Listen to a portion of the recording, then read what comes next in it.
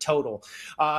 I was upset earlier today, Nick, because your darn Minnesota Vikings didn't put up a fight today in Green Bay. And I really thought they would. I thought it was a good spot for them. I understand, people are disappointed with what the Packers have been doing lately. And, Minnesota has been, I think, maybe a little bit better at times than advertised. But this J.J. McCarthy, I don't know.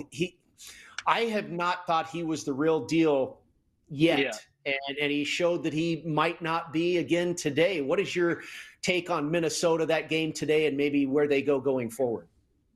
Yeah, well, first of all, I love that I've become branded as the Minnesota guy. I do have to point out, again, a little off-brand here. I am somehow, because of my dad, a Dallas Cowboys fan. So I do dodge the Minnesota Vikings bullet. It's all right with me. Nine was not engaged today. He's been bad. J.J. McCarthy has not been what the Vikings were hoping he would be. But, hey, I am a Cowboys fan, so I will say I got to watch a fun Cowboys game. The Cowboys squandered some red zone opportunities, still able to squeeze it out today against Philadelphia. It's the second half of the season, Cowboys, post-Jerry Jones trade. I love it. Jerry made some magic happen, and I'm trusting the Cowboys to keep it rolling in a positive direction out of the NFC East to make it interesting, especially for the wild card. Now, last time you were here, we were talking some NBA, and you mentioned about trying to bet lines early, but the lack of player props that are often available early in the day. How do you balance that combined with the volume of injuries that we're seeing with star players right now? How are you approaching the prop market early, late, whenever? Yeah, I think if you're looking at an over, you got to just bank on getting that number in as quickly as possible. From what I've seen, numbers steam up late. Especially for my team, I'm a Timberwolves fan, and the Timberwolves are a little bit spread the wealth right now, so they're a tough team to go in the prop market for. But like you mentioned, we see so many injuries last second. You don't know if a guy's actually hurt, if it's a sit-it-out type of night. I think Austin Reeves is a great example. Every time the Lakers are down to Austin Reeves, he's averaging in the 40s for points, rebounds, and assists. When you got LeBron now back in the lineup, you got Luka in the lineup, it's really hard to bet on a guy like Austin Reeves. You don't know how much he's actually going to have the ball in his hands.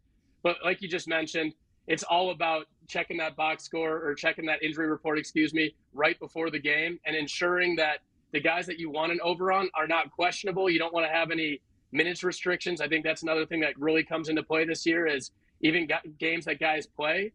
There's a minute restriction that you don't hear about until right before tip. So if you're looking for a discounted number and you're certain, take it early, but watch the injury report in the NBA more than any other sport for sure. We saw it today a little bit with Aaron Rodgers, actually, in the NFL. Yeah, absolutely. Pretty early in the third quarter in Oklahoma City, and the Thunder all over the Trailblazers, 75-50. The Lakers and the Jazz are tied at 32 apiece. That in-game total is exactly where it started at tip-off at 244.5. Big number. The Jazz, 3 straight games, they have given up 140 or more points. We'll see if they can hold true to that this evening. 25 points for the Phoenix Suns, 30 for the San Antonio Spurs without Victor Wembanyama, trying to make it 4-0 without him in the lineup for San Antonio as they lead by 5 points after one quarter in the other desert. Nick, I want to jump back to your Cowboys real quick. They've got a short week, and that was a huge win for them today. I did like that. I was on them catching the 3.5.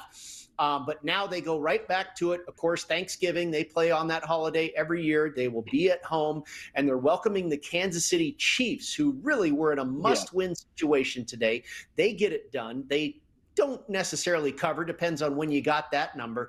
But the Chiefs, I've seen here an early line, laying 3.5 on the road at Dallas. Yep. Yes, I was about to say, give me the hook again. It's a very similar game to this week. I mean, I have a sports podcast, and I say it every single week. I don't bet against the Chiefs to win games. I bet against the Chiefs to cover spreads. And when they have a spread of 3 points or more, they just don't seem to get it done. Patrick Mahomes loves to win games by 3 or less. He loves these close games. And the Cowboys, we saw it this week with the revamped defense. I trust the Cowboys to cover at home. They were an emotional team today. The short week is going to be tough, but both teams are going to have to go through that. I trust the Cowboys to get it done at Thanksgiving. I don't know about a money line, but catching 3 and the hook is too good for me. I'm going to take that number early. I might even think that this number steams up to 4. I'm going to keep an eye on it. If it goes down to 3, obviously you want to jump on the 3.5. Couple of hockey games have gotten on the scoreboard here. The Colorado Avalanche now lead the Blackhawks 1-0 with just 1 minute left in the second period. And the San Jose Sharks are on the board. Just 14 seconds left in the first period, and they lead the Bruins 1-0. Tom, I know we're going to break here, but I'll ask you, you pay attention to hockey quite a bit. I found it a little odd that the San Jose Sharks, they are not a team that can't score goals. And yet the total in this game was just a flat 6, not a usual 6.5.